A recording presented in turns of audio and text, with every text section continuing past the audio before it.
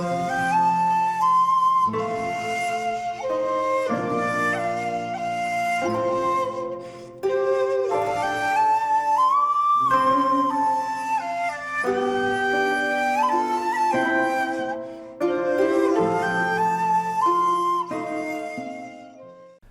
there, this is Solitary Ronin from Solitary Ronin Films, and welcome to part 2 of my Alexandro Jodorowsky season.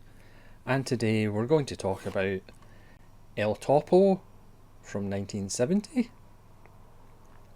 I did have it on tartan DVD before Arrow released this wonderful box set. El Topo is now available in a standard edition from Arrow, I believe. The special edition has the CD as well as the film on Blu-ray. This is Jodorowsky's most famous film. This is the film that put him on the map, thanks to, amongst other people, John Lennon and Yoko Ono. This is his response to Fin d'Elise, which I covered in episode 1, being a box office failure. Jodorowsky pretty much said, well, Hollywood in America loves cowboys, so I'm going to give them cowboys. So this is Jodorowsky's Western. But if you're a fan of Bonanza and the High Chaparral, this is not that. Jodorowsky is almost a genre to himself. So even though it's a Western and satirises the Western, one of the early examples of an acid Western, I suppose, this is still Jodorowsky. When he tried to sell the film, nobody wanted to buy it. He met, as he puts it himself, some hippie guy who was friends with John Lennon, and John Lennon saw it, and then they put it in a small theatre, and then that kind of exploded and became pretty much the first midnight movie. Also things like Night of the Living Dead and Rocky Horror would take that kind of concept on. You could argue that El Topo is the first ever cult film. I know that's probably hard to kind of pin down, but you could argue it's the first cult film. The extras on the Arrow release are wonderful. It's a 4K restoration. It looks as amazing as it ever has. There's a commentary by Jodorowsky himself. There's a new interview from 2019 where Jodorowsky remembers El Topo.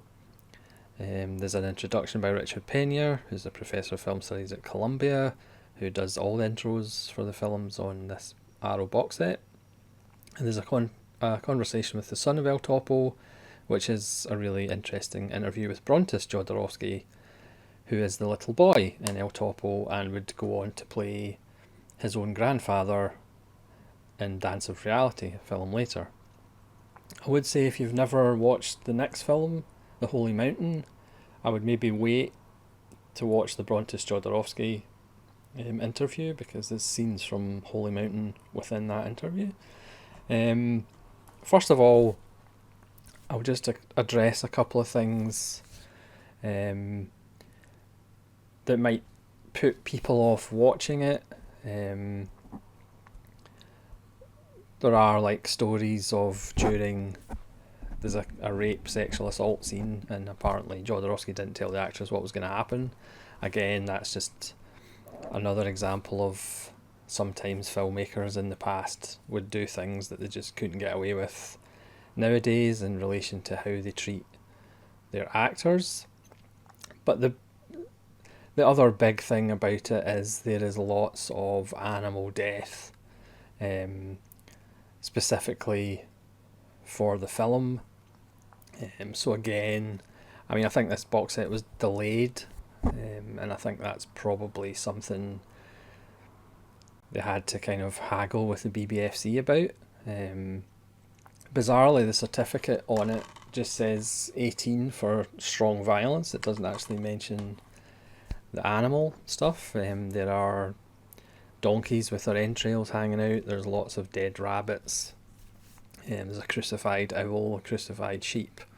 But again, it's 1970, and that kind of thing was more acceptable. But again, I understand if people just don't want to watch the film because of that. But that's kind of just get that part out of the way.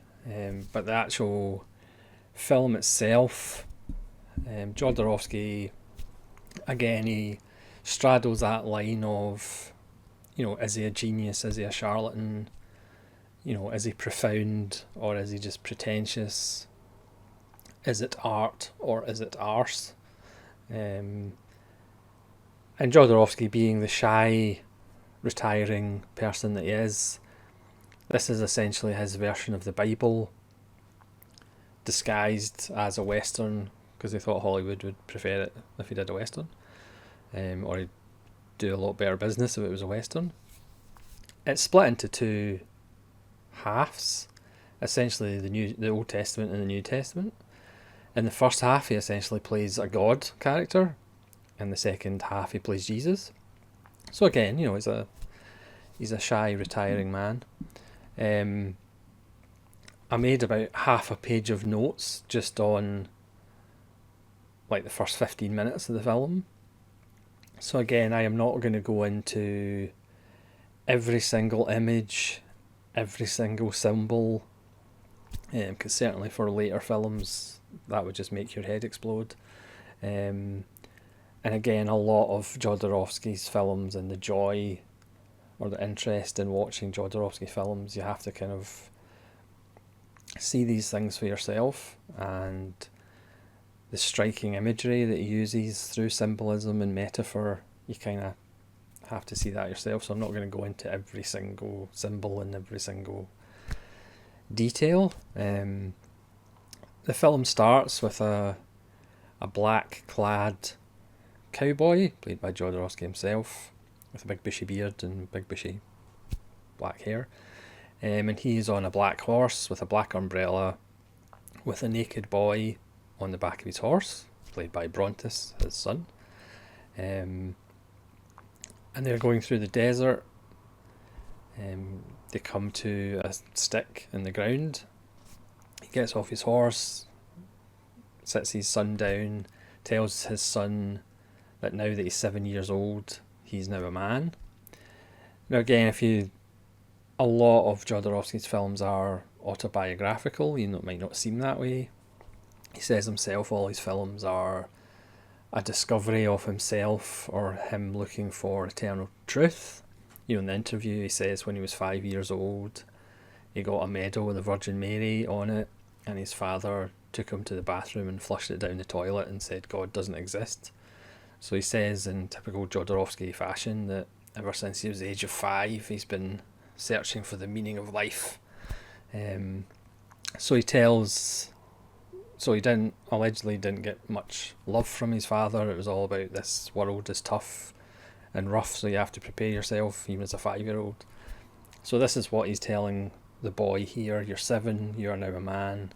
He takes out a teddy bear, and he takes out a photo of his mother, and he tells the son that you have to bury these. It's a beautifully composed shot. The film, the imagery is quite beautiful, despite obviously some things that people might find offensive. And then they walk off, and there's a brilliant shot of like the photo half buried in the sand as they go off in the distance. It's a wonderful opening, and then we get the title screen, which El Topo essentially means the mole, and we have this kind of screed about how the mole lives all his life underground, and when he reaches the surface and sees the sun, he's blinded, which, as somebody said, I think it might have been Mark Kermode when it was on television for the first time, when I saw it for the first time. He said that's complete nonsense, moles aren't blinded when they see the sun.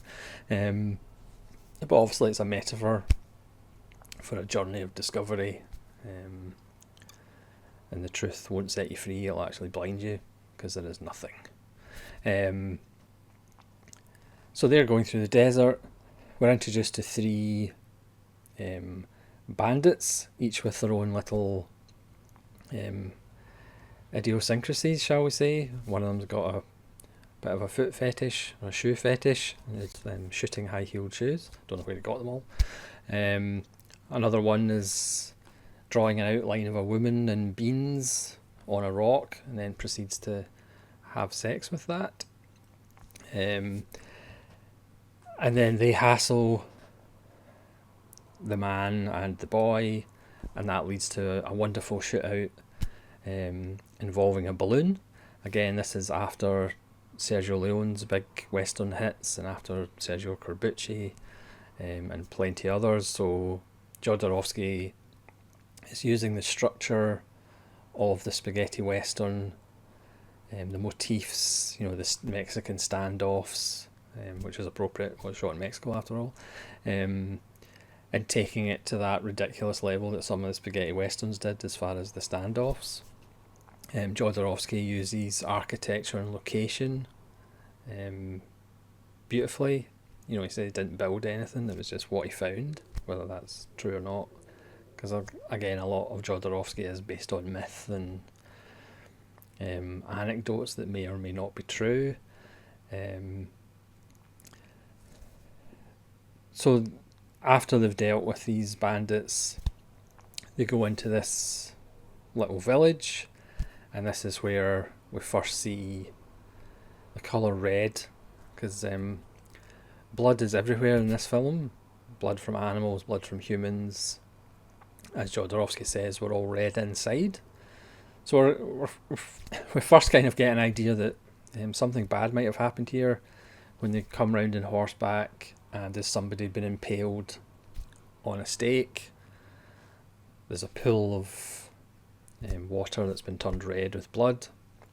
Then we see dead animals, dead humans, almost in this river of blood. They go into the church, and there's people hanging. So obviously he wants to know who did this. So he's put on the trail of the colonel, who is at a monastery where him and his crew are molesting and torturing some monks. Again, I'm not going to go into detail of how they do it, but again, it features some animals again. There's also a woman there, and the man, the gunfighter, deals with the colonel, and the woman then comes along and he leaves his son with the monks. And then the woman drives him to want to be the best, and there's 4 gunfighters, or 4 master gunfighters in the desert that he must face and defeat to become the best. There's essentially a female El Topo that's following them, and she wants a crack at the first master. And again, so we go through as he fights these 4 masters. Again, I'm not going to go into detail about the character traits or the idiosyncrasies of these masters. You're going to have to watch it yourself, because again, a lot of the joy, or not joy, in watching Jodorowsky films is seeing these images for the first time, so I'm not going to go into the details of what the masters are. But at the end of that, he realises that this is not going to bring him happiness or enlightenment, and that's essentially the end of the first half. And the second half starts, he's changed. He is discovered by a group of disabled people and amputees, because it's Jodorowsky, so you've got to have amputees in the film. Again, that goes back to, we'll get to the Dance of Reality later on, which is his most explicitly autobiographical film, and we realise why he has amputees in his films. And these kind of outcasts by society live in a cave, but they can't get out of the cave. So Jodorowsky's character, who is now proclaiming he's not a god, this is his Jesus phase, he's going to go to the town, get money, and he's going to dig a tunnel to help these people and get these people out. So it does form, that narrative of the Western, an outsider that comes to a community and actually helps the community and somehow becomes a better person. So even though it's Jodorowsky and Jodorowsky's strangeness, there's still a kind of narrative of the classic Western, even though he subverts it and he satirises it and takes it in different places. The town is full of terrible people. There's also a slave trade going on. There's a decent women's league, but they're the ones that use the slaves and molest their slaves. The slaves are like branded. There's almost kind of like KKK undertones, the same way there kind of was in Django by Corbucci. There's a cult in the town. There's a triangle with the all-seeing eye, and they test their faith by using Russian roulette, which again is another wonderful Jodorowsky touch. Again, he's making comments about organised religion. You'll be saved if you have faith. You won't shoot yourself, but even though we're kind of taken behind the curtain, so even that might not actually be true. Jodorowsky's character and the woman that he befriends and falls for, they kind of clown around and entertain the locals to get money to help dig the tunnel. But of course there's other forms of entertainment and they kind of get sidelined. Like there's a barbed wire boxing match, which again is Jodorowsky having a go at society's thirst for violence. I mean, obviously El Topo is a violent film. It's inspired, there's certainly a Peckinpah influence. There is like arterial spray everywhere. It's not as bad as or not as colourful as perhaps the Baby Cart series, but there's certainly lots of Peckinpah pints thrown around. And obviously there's a Leone and Corbucci and that whole spaghetti western influence as well. The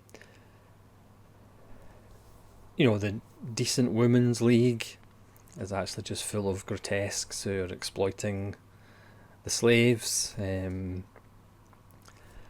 There's a male gay couple who are the sheriff and the deputy, who again exploit the young male slaves as well.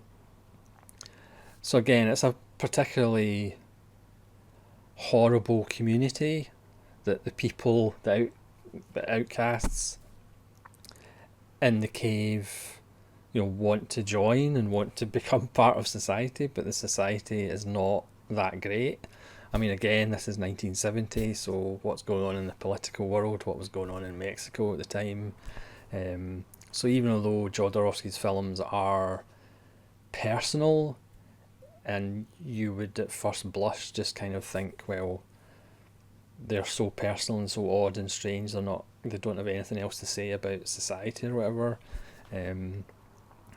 His films kind of do have things to say about society and obviously religion as well, specifically in this one. Again, I'm not going to go into how it ends or the people he meets on the way who are working in the church. Again, because maybe people have never seen El Topo or haven't seen El Topo for a while. It's like all of his films, there are moments of absolute genius. There are moments of perhaps twaddle. There are obviously moments that are challenging. Again, things that you wouldn't get away with nowadays, but again, you just have to take that with a grain of salt because it was 1970.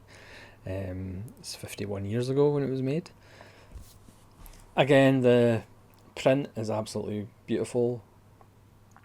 I mean, like I said, this is his most famous film.